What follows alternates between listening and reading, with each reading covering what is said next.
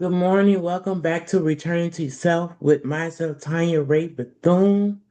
I want to come and talk to you today about I stopped chasing what didn't choose me. I stopped chasing what didn't choose me. Because there comes a moment in healing when you realize you are exhausted, not because you love too much, but because you kept chasing people who were comfortable watching you overextend yourself just to feel chosen.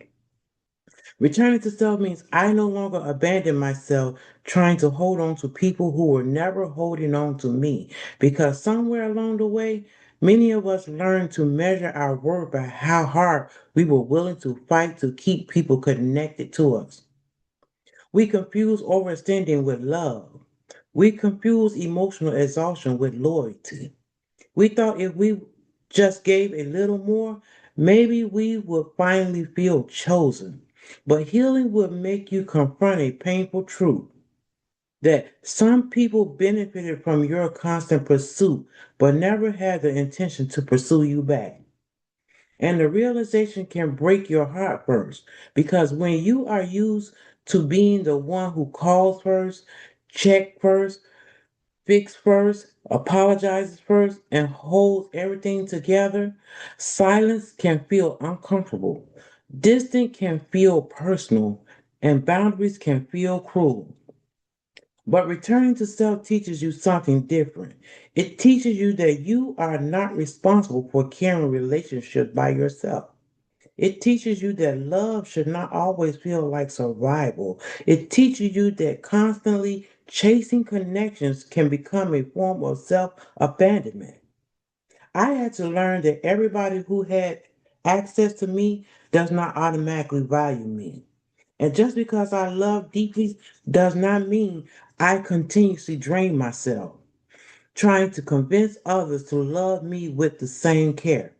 There is a difference between mutual connection and emotional chasing. One pours into you, the other keeps depleting. It keeps you depleted. And some of us have spent years over functioning in relationships because we were afraid that if we stopped trying so hard, people would leave. But the truth is, people who truly value you should not always require you to abandon yourself just to keep them close. So now I'm learning to stop forcing. I'm learning to stop over explaining my worth. I'm learning that being chosen starts with choosing myself.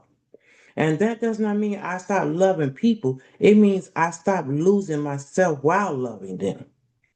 So if you have been carrying the weight of constantly chasing, proving, fixing, and overextending yourself just to feel love, I want you to know this. You do not have to earn your value through exhaustion. There is nothing weak about choosing peace. There is nothing selfish about setting boundaries, and there is nothing wrong with allowing relationships to reveal whether the effort is mutual. Returning to self is learning that your worth does not decrease because someone failed to recognize it.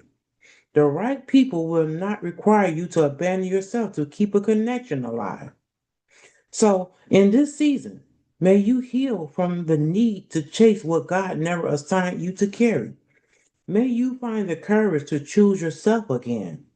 And may you finally experience the kind of peace that comes when you stop forcing what no longer flows naturally.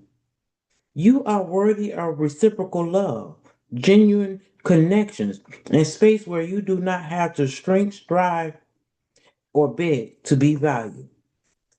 So I say to you, be blessed, be encouraged, and stop chasing what doesn't choose you.